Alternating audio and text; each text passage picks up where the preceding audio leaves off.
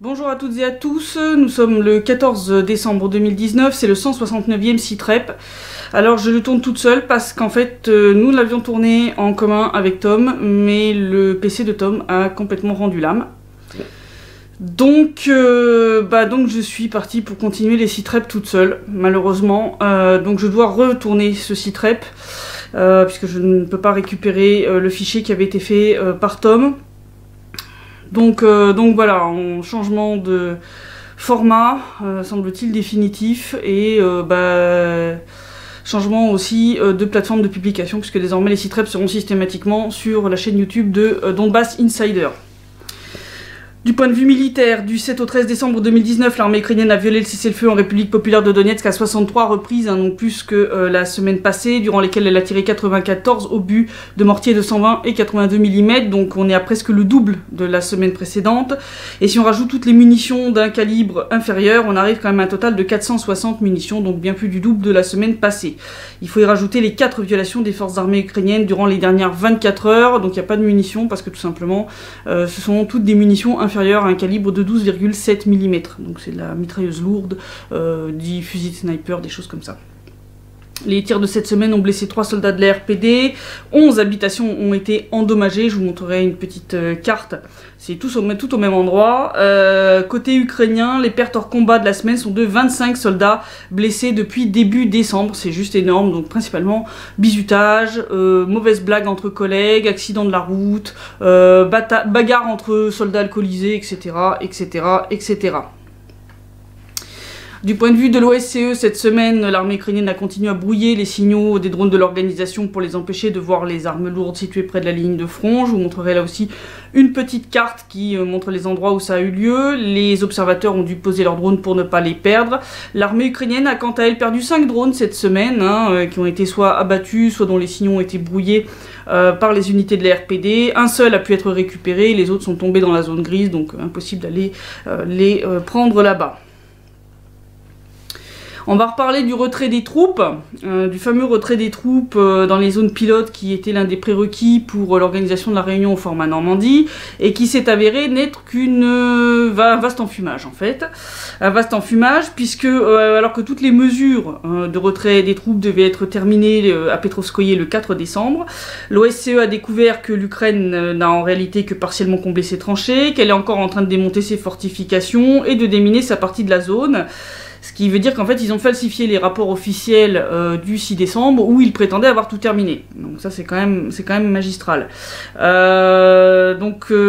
Déjà qu'on avait découvert que Kiev avait falsifié le communiqué officiel à la sortie de la réunion format Normandie, je vais y revenir dessus un petit peu après. Là, la RPD a découvert que l'Ukraine a aussi falsifié ses rapports officiels à l'OSCE, dans lesquels elle prétendait avoir mis en œuvre toutes les étapes du retrait des troupes et des équipements dans la zone de retrait de Petrovskoye. Donc comme je le disais, c'était censé être fini le 4 décembre, mais l'OSCE a noté dans ses rapports du 9 et du 10 décembre 2019 la présence d'une excavatrice qui se dirigeait vers une des positions de l'armée ukrainienne. Ils ont aussi découvert que 4 tranchées de l'armée ukrainienne sont seulement partiellement rebouchées.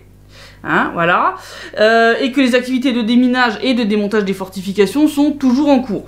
Donc c'est quand même extraordinaire. Alors le plus beau quand même, c'est que l'OSCE explique que ce qu'ils ont découvert, en gros, ça nécessite des éclaircissements supplémentaires. Moi, je pense que c'est plus que des éclaircissements que ça nécessite, c'est du remontage de bretelles, et puis officiel encore, parce que là, c'est un scandale, c'est du foutage de gueule. Parce que, comme je l'ai dit, le 6 décembre, l'Ukraine a prétendu officiellement avoir tout terminé. Donc là, on s'aperçoit que c'est pas du tout le cas.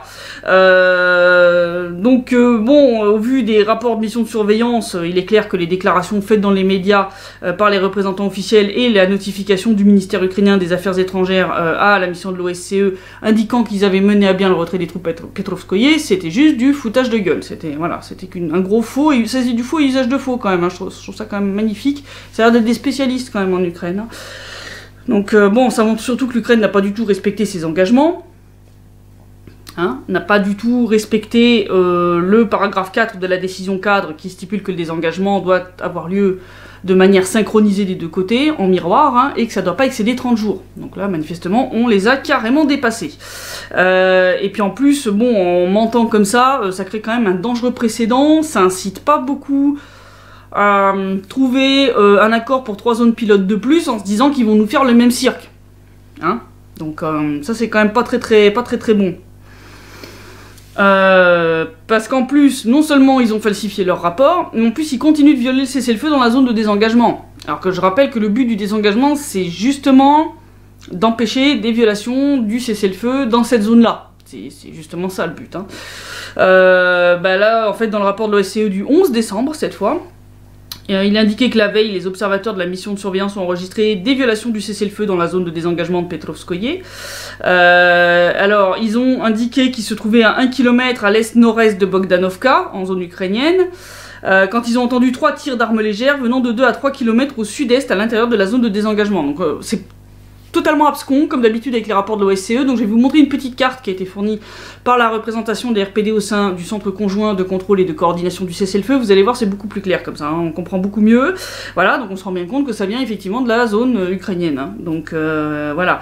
Et puis juste après ça, on a appris que sur une autre zone pilote en RPL, cette fois, à Stanitsa Luganskaya, les soldats ukrainiens sont retournés sur leur position dans la zone de retrait. Ce sont les soldats de la 46e brigade des forces armées ukrainiennes, qui ont été vus dans la zone de désengagement, ce qui est là aussi une violation du retrait des troupes, puisque je rappelle, aucun personnel militaire ne doit se trouver dans cette zone, et ces informations ont d'ailleurs été confirmées là aussi hein, par la mission de l'OSCE dans leur rapport du 12 décembre, où ils indiquent que le 10, leur drone a repéré dans la zone de désengagement, côté ukrainien, une personne en tenue de camouflage dans une tranchée. Donc, bon, voilà, c'est bien. Enfin, je veux dire, l'OSCE, on peut pas vraiment les accuser d'être pro-russes, hein, je suis désolé. Hein, là, ça serait quand même du gros foutage de gueule.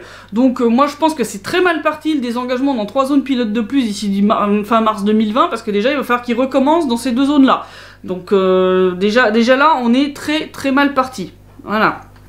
Et puis, on va parler, bien entendu, situation politique accord de Minsk, on va parler de la fameuse réunion au format Normandie qui a eu lieu lundi dernier, lundi 9 décembre, qui a eu lieu à Paris, hein, avec Emmanuel Macron, Angela Merkel, Volodymyr Zelensky et Vladimir Poutine. Le bilan est quand même assez mitigé, je vais revenir en détail dessus. C'était une réunion qui était l'objet de toutes les attentions, qui était très attendue, puisque ça faisait 3 ans qu'il n'y en avait pas eu, qu'il n'y avait pas eu d'avancée majeure sur l'application des accords de Minsk. Les médias en avaient fait, y compris occidentaux, beaucoup autour de cette réunion. Bon, tout ça pour un paix de lapin, il faut quand même dire ce qui est. Parce que on voit que le changement de président à la tête de l'Ukraine ne change pas la rhétorique et ne change pas les tentatives de réécrire les accords de Minsk et de pousser des demandes qui sont complètement farfelues. Voilà.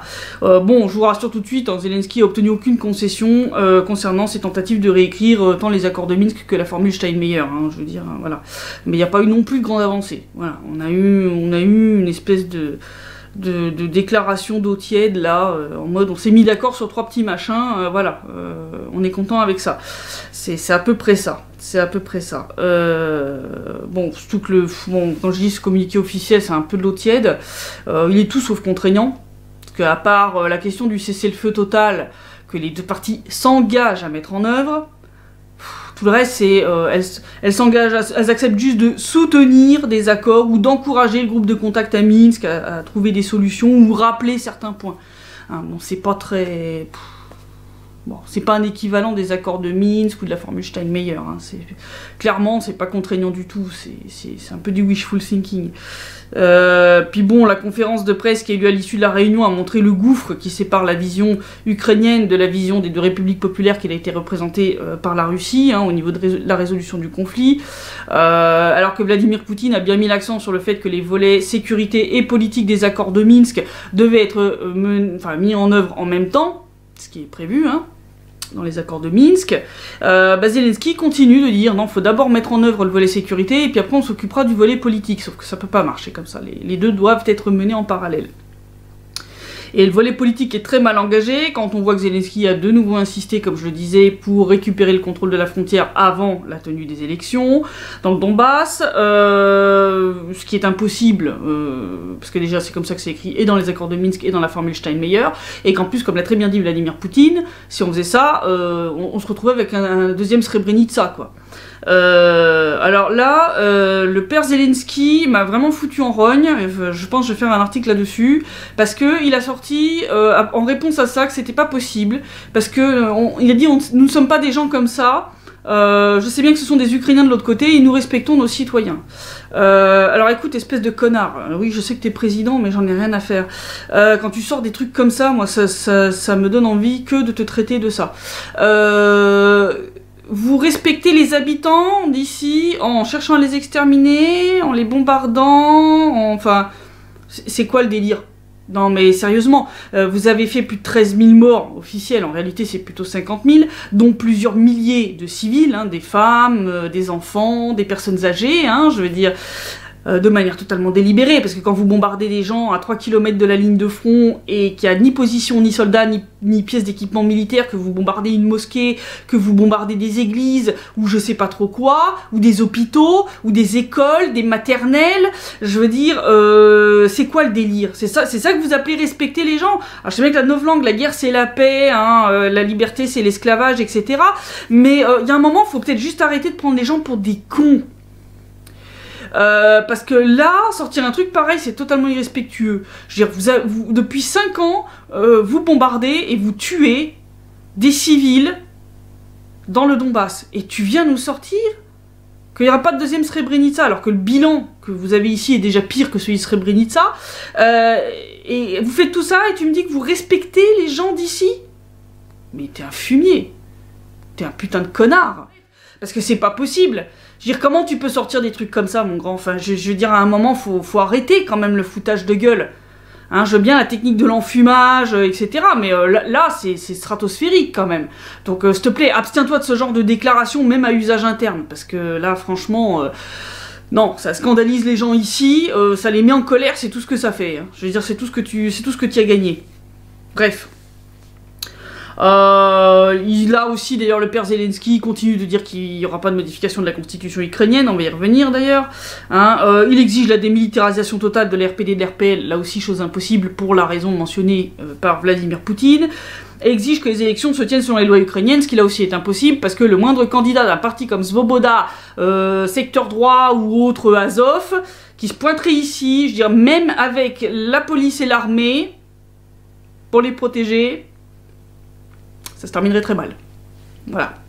Je vous le dis tout de suite, ces gens-là passent leur temps à la télé à appeler au génocide de la population d'ici, hein, ce que vous appelez le respect des habitants du Donbass. Hein, voilà. Bon, non, là c'est vraiment hallucinant, donc il n'a rien obtenu de tout ça. Ce qui m'a surtout frappé, moi, dans cette conférence de presse, c'était l'accent qui a été mis par chacun des protagonistes dans leur discours. Donc je sépare le discours des questions qui ont été posées par les journalistes et les réponses qui ont été faites. Bon, Macron et Merkel, clairement, se sont surtout félicités que la réunion ait eu lieu, qu'il y ait eu une discussion entre Zelensky et Poutine. Macron a aussi évoqué les nombreuses victimes du conflit auxquelles il faut mettre fin, donc ça c'est bien, merci de l'avoir mentionné. Merkel a parlé de la nécessité d'améliorer la vie des gens qui vivent sur les territoires de la RPD et de l'RPL, donc merci à elle. Mais celui qui a surtout insisté là-dessus, ça a été Vladimir Poutine.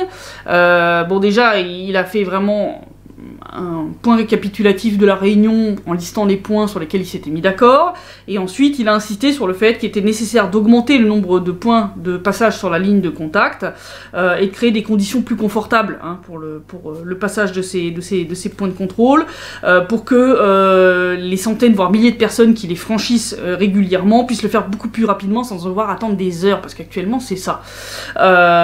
Donc il a dit, nous parlons ici de grands projets et de questions humanitaires, n'oublions pas les gens ordinaires qui vivent là-bas, et nos accords devraient contribuer à améliorer leur vie, non pas dans le futur, mais maintenant. Donc vous voyez, c'est quand même assez frappant. Et alors moi, ce qui me frappe, c'est qu'il n'y a que Poutine qui parle du bien-être des habitants dans le Donbass avec un peu Merkel. Zelensky, à aucun moment, il ne parle des habitants du Donbass dans son discours. Voilà, il ne parle que des lignes rouges que l'Ukraine ne franchira pas, des demandes de réécriture des accords de Minsk, autres points techniques de ces mêmes accords, mais il n'a pas eu un mot pour les gens qu'il prétend venir libérer de l'occupant. Pas un. C'est quand même frappant. Je veux dire, le fait qu'il ait pas eu un seul mot dans son discours pour les habitants du Donbass, ça montre bien qu'il en a rien à foutre. pour rester poli. Voilà, il s'en fout complètement. Il a beau prétendre après dans une réponse à un journaliste, discuter régulièrement avec des gens du Donbass, bon, en fait, il discute avec des gens qui ont fui côté Kiev, donc c'est des gens qui sont pro-Ukraine. Ceux qui sont sur la ligne de front, ils s'en fichent, hein, comme je le disais la semaine dernière, les gens à Avdiivka, ils ont même plus d'eau courante, et ceux qui vivent en RPD-RPL, ils en ont encore moins quoi que ce soit à foutre. Hein. Donc je rappelle, on est toujours sous blocus économique total, les gens ne reçoivent pas leur retraite, hein, Kiev refuse d'utiliser la Croix-Rouge comme intermédiaire pour pouvoir verser les pensions, et puis donc là il te dit qu'il respecte les gens pendant que son armée les bombarde, et puis que depuis 5 ans ils essayent de nous exterminer par tous les moyens possibles et inimaginables. Bon, c'est une vision très particulière des choses. Hein. Et d'ailleurs le président ukrainien en a profité pour replacer son idée farfelue dont j'avais parlé la semaine dernière, hein, d'ajouter des représentants des personnes qui ont fui côté ukrainien aux représentants de l'RPD et de l'RPL à Minsk. Bon, comme l'a très justement rappelé notre chef de l'État, c'est-à-dire Denis Pouchiline, il y a deux parties en conflit qui sont en pleine négociation, les parties en conflit ne choisissent pas les négociateurs du camp opposé. Ça marche pas comme ça. Faut être un débile pour proposer une idée pareille. Je veux dire, c'est risible, c'est complètement risible.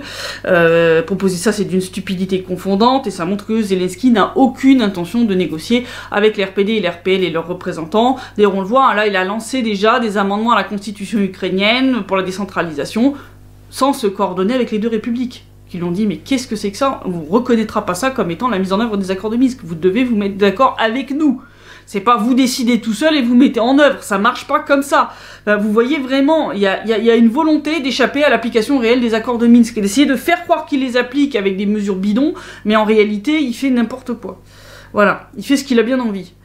Enfin bon, tout ça, ça montre bien que les autorités ukrainiennes sont complètement indifférentes envers la population du Donbass, et ça se reflète dans le fait qu'ils font strictement rien pour améliorer les conditions de vie des gens ici, hein, donc entre autres le paiement des retraites, hein, ça serait quand même le minimum, et que ils continuent à nous bombarder. Je veux dire, là, 11 habitations endommagées c'était en une seule journée en plus. Hein.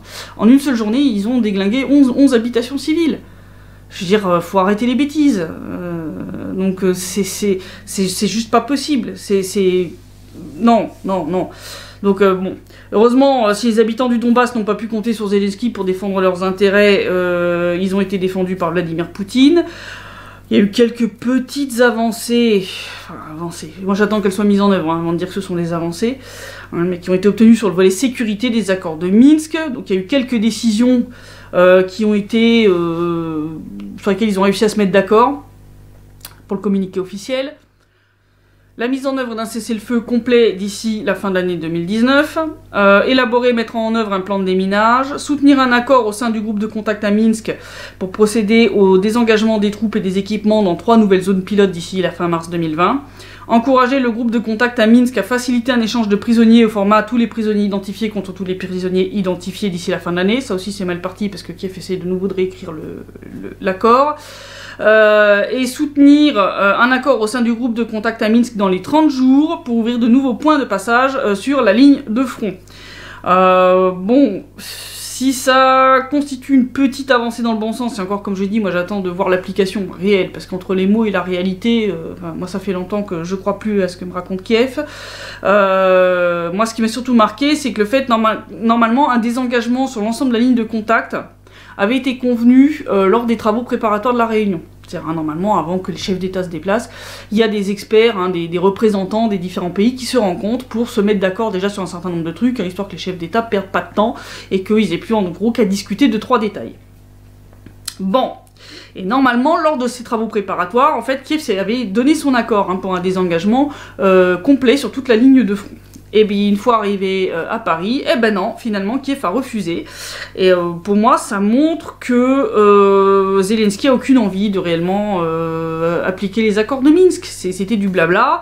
Je veux dire, quand on voit les soap-opéras à la Santa Barbara, qu'on a eu droit à Petrovskoye et à Zolotoye pour le désengagement, et que maintenant les soldats reviennent dans une des zones et puis ils ont toujours pas fini de remblayer dans l'autre, et puis les tranchées sont seulement à moitié remplies pour faire genre on a rebouché les tranchées, mais en fait on a juste fait en sorte que ça passe dans les rapports officiels, et puis après on va redéblayer les tranchées. En gros c'est ça, ça montre que ce que je disais la semaine dernière c'était ça, c'est-à-dire ils se sont tenus à carreau, pareil pour les violations du cessez-le-feu, hein, qui ont baissé jusque à la réunion format Normandie, et une fois la réunion passée, paf, ça repart à la hausse. Je veux dire, c'est quand même très révélateur, ça montre bien qu'ils ont juste fait ce qu'il fallait pour que la réunion ait lieu, voilà, c'est tout. Bon... Ça montre bien que Zelensky a pas du tout envie d'appliquer les accords de Minsk. Bon, certains essayent de trouver une excuse à Zelensky en disant qu'il ne contrôle pas la situation, mais c'est pas vrai. Pour obtenir la réunion format Normandie, Zelensky a réussi à faire arrêter des armées, les combattants de secteur droit qui sabotaient le désengagement à Petrovskoye et à Zolotoye, malgré leurs petites protestations et leurs petites soirées barbecue sur place. Le désengagement a eu lieu. Donc, quand il veut, il peut. Hein, quand il veut. Donc, s'il ne le fait pas, c'est pas qu'il ne le peut pas, c'est qu'il ne le veut pas. C'est une question de vouloir, c'est pas une question de pouvoir. Il en est de même pour le cessez-le-feu complet, hein, sur lequel Zelensky essaie de se défausser, de louvoyer en disant « mais on ne sait pas comment on va contrôler la situation », alors que, je rappelle, il y a un mécanisme de contrôle renforcé du cessez-le-feu qui a été signé et par les républiques populaires et par Kiev, et qui prévoit par exemple qu'en cas de violation du cessez-le-feu, les soldats qui ont violé la trêve soient poursuivis. Hein, c'est ce qu'on fait chez nous. On a déjà commencé d'ailleurs à le faire bien longtemps avant que ce mécanisme de contrôle renforcé ne soit validé et signé par Kiev. Et ça marche très bien. Hein. Sauf que Kiev, ils ont signé, mais c'est comme la formule Steinmeier, ils ont signé mais ils appliquent pas. C'est comme les accords de Minsk, ils ont signé mais ils appliquent pas. Donc c'est sûr que si tu mets pas en œuvre ce que tu as signé, ouais effectivement pour contrôler la situation, puis ça, c'est quand même pitoyable de devoir avouer publiquement qu'en gros tu contrôles pas ton armée quand même. Enfin je veux dire, là c'est quand même c'est de l'auto-humiliation level cosmique quand même. Là faut le faire. Hein. Bon et puis bah, ce qui montre pour moi que c'est vraiment de la mauvaise volonté et pas un problème de pouvoir, c'est que donc une fois que la réunion a été terminée, le communiqué officiel a été publié en français et en anglais, je précise bien et en anglais, sur le site de l'Elysée. Bon. Et après, les différents pays ont répercuté sur les sites de leurs chefs d'État respectifs avec traduction dans la langue locale. Sauf que côté ukrainien, l'administration du président Zelensky n'a rien trouvé de mieux à faire que de publier une version falsifiée de ce communiqué officiel, y compris dans la version anglaise. Hein. Donc moi, les gens qui me sortent l'excuse, oui, mais ils devaient traduire, non. Non. Même dans la version anglaise, ils ont trafiqué la version anglaise. Voilà. Malgré le côté peu contraignant de cette déclaration, hein, comme je l'indique, vu la phraséologie et les termes qui sont employés, je veux dire, c'est quand même pas contraignant du tout. Mais même comme ça, il semble qu'un des petits points chatouillait une des lignes rouges posées par Zelensky, celle qui concerne le statut spécial du Donbass. Parce que dans la déclaration originale publiée sur le site de l'Elysée, je vais vous la lire en anglais, je vais vous donner ensuite la traduction en français. The sides express interest in agreeing within the Normandy format and the trilateral contact group on all the legal aspects of the special order of local self-government, special status, of certain areas of the Donetsk and Lugansk regions. D'accord? Donc, traduction en français, les parties expriment leur intérêt pour un accord à trouver au sein du format Normandie et du groupe de contact trilatéral sur tous les aspects juridiques des dispositions particulières d'auto-administration locale, statut spécial, de certaines zones des régions de Donetsk et de Lugansk. Or, voilà ce qu'on lisait encore le 10 décembre sur le site du président ukrainien, hein, ce qui a depuis été corrigé après le scandale. Les all legal aspects, etc. sont devenus all legal aspects of the law on special order of local self-government on the special status of certain districts of the Donetsk and Lugansk region. Donc traduction en français. Là, il parlait de tous les aspects juridiques de la loi relative au régime spécial d'autonomie locale, statut spécial dans certains districts des régions de Donetsk et de Lugansk. Donc, en clair, Zelensky a essayé de squeezer la partie réforme constitutionnelle. Hein, voilà. Pour apparaître comme n'ayant pas concédé quoi que ce soit, Zelensky a falsifié la déclaration commune pour restreindre les dispositions légales concernant l'auto-administration locale à la seule loi sur le statut spécial du Donbass. Or, c'est pas du tout le cas. Voilà, donc là il a essayé d'effacer la modification constitutionnelle en mode, vous voyez, on n'a rien cédé sur la modification de la constitution, sur la fédéralisation, voilà, pour essayer de faire croire que c'est pas nécessaire. Donc non seulement ils ont falsifié la version en anglais, mais les versions en russe et en ukrainien aussi, donc je vous montrerai des petits screenshots, hein, version russe. Donc celle-là, j'ai pas réussi à la trouver en cache sur le site du président ukrainien, mais plusieurs médias avaient recopié le communiqué depuis le site de Zelensky et ne l'avaient pas modifié au moment où j'ai écrit l'article, donc j'ai pu récupérer la version russe. Donc là, c'est sur le site de Liga Novosti. Hein. Et puis, par contre, la partie ukrainienne, il y a eu un média russe qui avait eu le temps de faire le screenshot sur la version ukrainienne, donc on peut voir effectivement qu'il y a la mention de Zakon, qui est loi. Donc il a vraiment essayé de restreindre la modification, enfin l'accord d'un statut spécial aux régions de Donetsk et de Lugansk à cette seule loi dont le premier article a enfin été renouvelé par la Rada pour 1 an. Voilà. Donc déjà en plus de manquer un total manque de respect pour ces 3 homologues qui ont approuvé cette déclaration commune. Cette falsification de Zelensky a déclenché un véritable scandale en RPD. Denis Pouchiline a déclaré que la République n'appliquerait ni le cessez-le-feu ni l'échange de prisonniers tant qu'ils n'auraient pas corrigé toutes les versions du texte. En plus, il a souligné que, et je suis d'accord, c'est totalement inacceptable.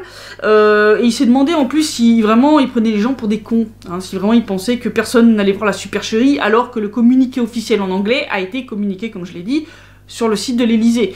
Donc c'était très facile de comparer les deux versions. Bon, suite à ce scandale, le texte a été corrigé, d'abord en russe et en ukrainien, puis en anglais.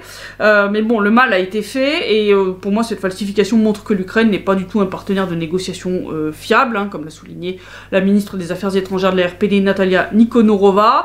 Bon, moi je suis pas très optimiste sur le fait que Kiev sera capable de mettre en place les 5 petits points là sur lesquels ils se sont mis d'accord. Je pense qu'on va de nouveau avoir droit à des rebondissements sans fin, surtout qu'ils n'arrêtent pas avec leur déclaration de... ils veulent revenir de nouveau pour écrire les accords de Minsk, etc., etc. Je vais essayer de vous faire un article sur toutes ces déclarations délirantes, parce que là, ça commence vraiment à bien faire. Il n'y avait pas 2 jours qui s'étaient écoulés depuis la réunion que ça commençait déjà à réessayer. C'est Salam Alek, donc un peu ça va, mais à haute dose... faut arrêter. Faut arrêter. Et puis en Ukraine, eh ben, c'est la foire du slip pour les néo-nazis, puisque j'ai 2 nouvelles qui les concernent. La première, c'est que pour la 5e année d'affilée, le festival de musique Asgard Ray aura lieu à Kiev, avec plus d'une dizaine de groupes, dont je crois 2 Français, qui s'y produiront qui sont produits là pendant 2 jours. La particularité de ce festival, c'est qu'il est ouvertement néo-nazi, tout comme les groupes qui s'y produisent, et puis qu'en plus il a rien de secret, comme on pourrait s'y attendre pour un festival de ce type-là.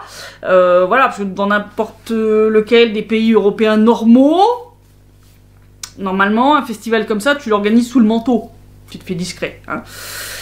Là, non. À Kiev, il est organisé de manière ouverte depuis 5 ans.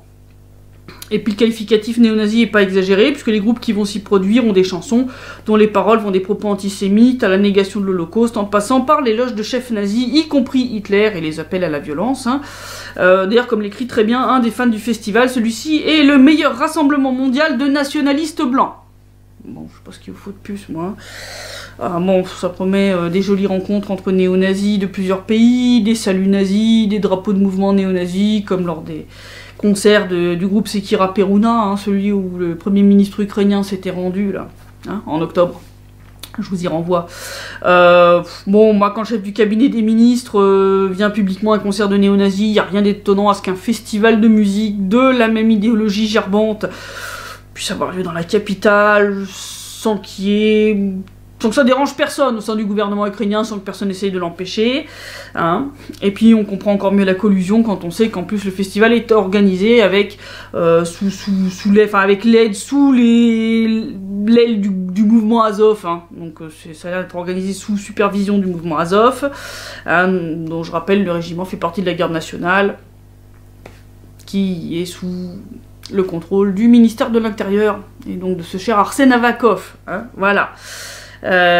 Puis bon, comme je dis, le plus choquant en plus, c'est que non seulement on s'est organisé depuis 5 ans sans que personne n'y trouve rien à redire en Ukraine, mais en prime, à part le journal Haaretz qui a levé le lièvre, il n'y a aucun grand média occidental qui a fait un scandale autour de l'organisation de ce festival. C'est silence. Il n'existe pas. Voilà, on n'en parle pas, il n'existe pas.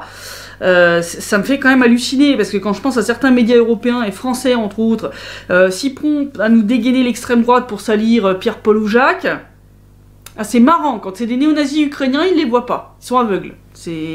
Voilà, c'est de la cécité sélective. Voilà, alors que comme je le rappelle, il y a je crois 2 groupes français qui vont se produire là-bas, hein. Donc c'est quand même, il serait peut-être temps de se réveiller un petit peu. Il serait d'autant plus temps de se réveiller que l'Ukraine c'est quand même pas si loin que ça de l'Union Européenne, que je rappelle que les Ukrainiens ont maintenant un régime sans visa, et que il y a déjà des connexions comme ça qui ont abouti à des trucs assez hallucinants, comme en Italie, je le rappelle, il y a quelques mois en arrière, où des néo-nazis italiens qui étaient liés à des néo-nazis ukrainiens ont été arrêtés après des menaces contre Matteo Salvini. Et quand ils ont été arrêtés, la police italienne a découvert un véritable arsenal, avec entre autres un missile RR. Mais à part ça, continuez de fermer vos gueules. Je veux dire, le jour où ces gens-là vous feront un attentat ou n'importe quoi, sur le sol européen, il sera un petit peu trop tard pour chialer. Et c'est d'autant plus, ce silence des médias occidentaux est d'autant plus honteux et criminel, que manifestement les néo-nazis ukrainiens sont de nouveau impliqués dans un crime sordide. Donc ils se contentent pas de buter des enfants dans le centre de la capitale. Il semble qu'ils ont aussi tué un journaliste. Hein, je vais reparler du meurtre de Pavel Cheremet, ce journaliste qui s'était réfugié en Ukraine et qui avait été assassiné en juillet 2016. Bien sûr, beaucoup de soutien de Kiev avait accusé la Russie, d'ailleurs même certains officiels ukrainiens comme Anton Gerashenko avaient accusé la Russie d'être derrière l'assassinat. Sauf que là, les informations divulguées cette semaine par la presse ukrainienne montrent que cet attentat terroriste mène plutôt vers la piste des néo-nazis ukrainiens. Puisque plus de 3 ans après cet assassinat d'un journaliste qui était aussi critique des autorités biélorusses, russes qu'ukrainiennes, la police a arrêté 5 suspects, tous soit vétérans de la guerre dans le Donbass, activistes du Maïdan ou volontaires et dans l'armée. Donc on a Andrei Antonenko, Yulia Kuzmenko, Yana Dugar et Vladislav et Ina Grishchenko.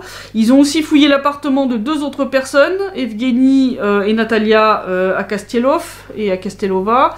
Il y a eu un autre homme qui avait été interrogé, Ivan Vakulenko, qui s'est suicidé après avoir été entendu par la police. Mais non sans avoir d'abord averti ses petits copains que la police était sur leur dos. Donc, enfin, est-ce qu'il s'est suicidé ou est-ce qu'il a été suicidé? Ça, c'est une bonne question. Mais en fait, ce qui rassemble tous ces suspects, c'est l'idéologie, qui est appelée pudiquement patriotique ou nationaliste, tant par la presse ukrainienne que par la presse russe. TASS aussi nous sort que ce sont des nationalistes. C'est pas des nationalistes, c'est des néo-nazis. Parce que le Andrei Antonenko, qui est un des 2 suspectés d'avoir posé la bombe sous la voiture de Cheremet, fait la promotion de la grandeur de la race aryenne. Il est pour la stratification de la société selon la nationalité et autres idées ultra-nationalistes, comme le dit pudiquement la chaîne 112. Si on regarde en fait les autres, si on regarde toute l'équipe, en réalité c'est des néo-nazis, il y a des membres de secteur droit là-dedans.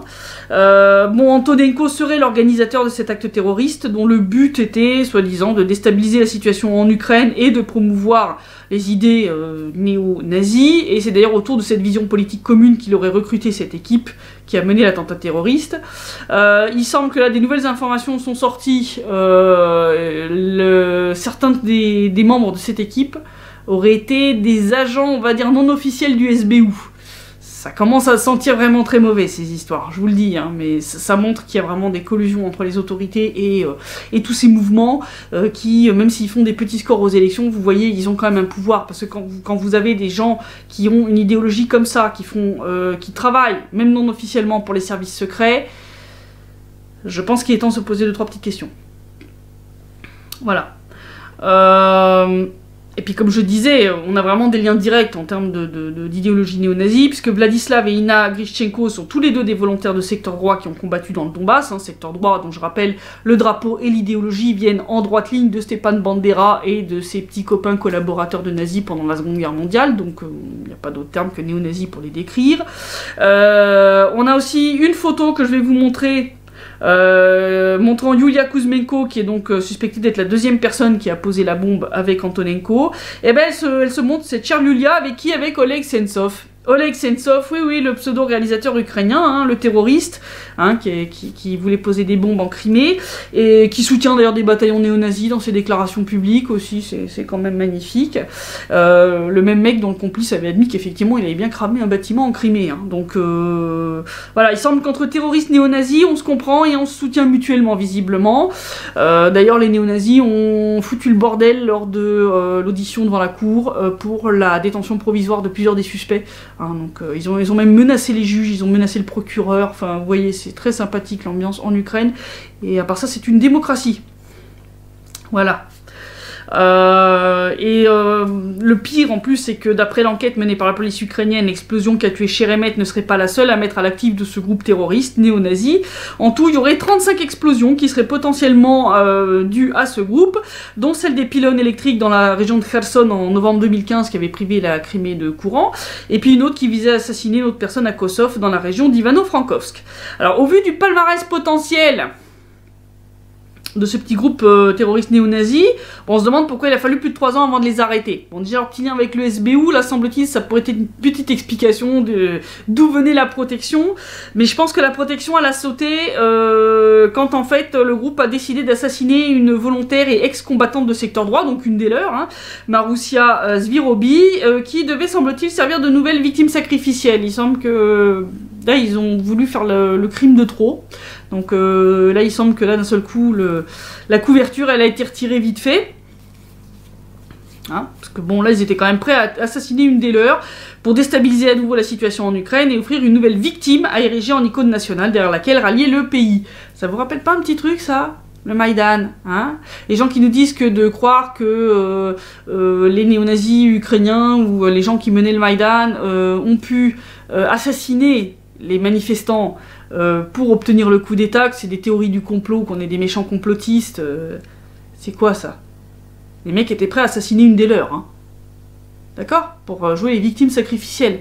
C'est exactement ce que sont les Heavenly 100, les 100 hein, qui ont été tués lors du Maïdan et qui ont servi de victimes sacrificielles pour ce coup d'état. Donc moi, ceux qui me disent qu'on est des complotistes quand on sort qu'il y a peut-être pas à chercher côté Yanukovych, mais plutôt de l'autre côté, pour tout ce qui est mort de manifestants pendant le Maïdan, bah, ça veut dire que la police ukrainienne aussi, elle est complotiste, hein, parce que... hein, voilà, les mecs, ils étaient prêts à buter une des leurs, quand même. Hein. C'est quand même magnifique. Moi, je pense qu'il serait quand même temps que tant les autorités ukrainiennes que les gouvernements des pays de l'UE se réveillent un petit peu. Les médias aussi. Ça serait bien que vous ouvriez un peu les mirettes, que vous enleviez la merde que vous avez dedans.